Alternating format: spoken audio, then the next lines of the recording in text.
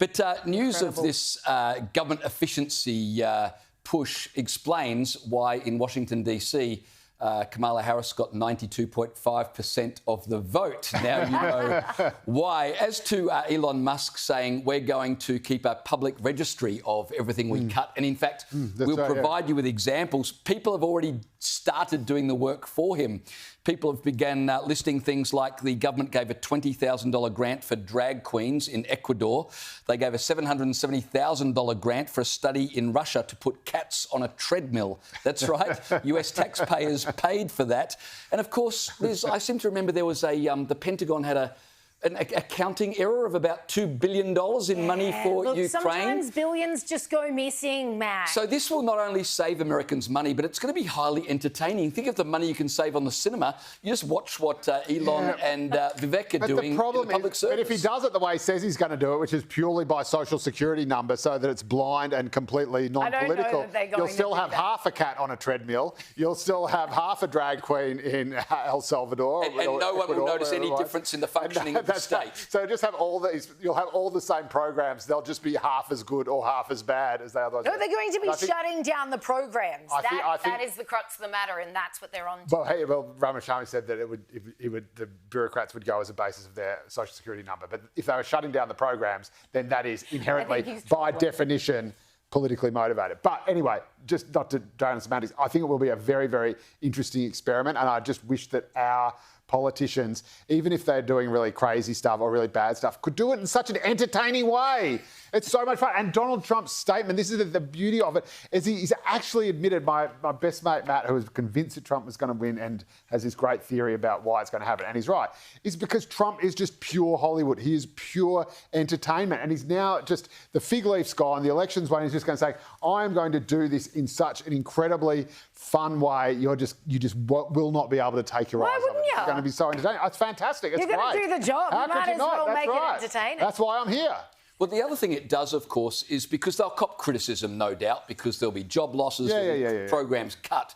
But by putting it all online so people can see in real time, they don't have to explain themselves. It'll be there as evidence, and it will absolutely help them 4 years from now to win the next election, because people will know very clearly the mess that they've inherited, if indeed that's what proves to be the case. And it actually pushes people out of the bureaucracy into real jobs that are going to contribute way better to the running of the country, no matter what they choose. Because Harvey Milei, when he cut 15,000 people from the bureaucracy in Argentina, some estimates say it's more like 24,000, which he did unapologetically.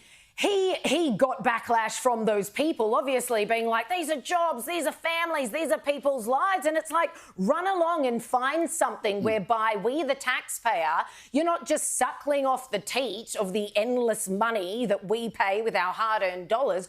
Go out and get a real job instead of sitting in these government offices doing sweet jack all for years and years on a pretty penny. I think he's actually doing something a bit more sophisticated than that. And if it's what I think it is, it's in fact extremely clever, which is that he's creating a kind of Hunger Games between actual workers who do service delivery and do provide vital services to people, for example, on low incomes, or people who, would not otherwise be, able to stand on their own 2 feet, which is what government should be for. And all these kind of, boutique kind of ideological side journeys that the new kind of elite woke left, whatever you want to call them, has come to define them, and which the Democrats are now realising has been their absolute, the millstone around their neck, and it's destroyed them. And there's apparently, according to Nate Silver, there's serious talk now where they just will not touch anything woke with a barge pole. But he's actually saying, right, here are all the jobs that are on the line. There's the jobs that take care of poor people over here. There's the jobs that send, drag queens to Ecuador, or, cats on treadmills over here. One of them has to go.